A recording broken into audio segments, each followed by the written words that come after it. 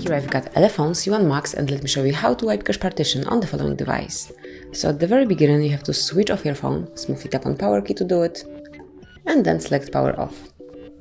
Now wait a couple of seconds until it's shut down,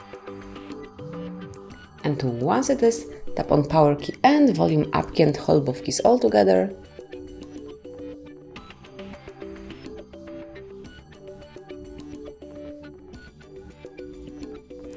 And as you can see, now you're in boot mode. In this mode you can navigate by using volume up key, and for selection you should use volume down key. So let me enter recovery mode, I will pick it and then tap on volume down key to select.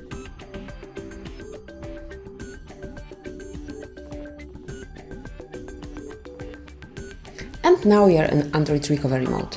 And here you can navigate by using both volume up and down keys, and for selection you should use power key. So let me find and pick wipe cache partition, which is here, and now smoothly tap on power key to do it. And as you can see, cache wipe complete, so now we can go back to the normal mode. So just tap on power key to reboot system now. And just wait a couple of seconds until you are back in the normal mode.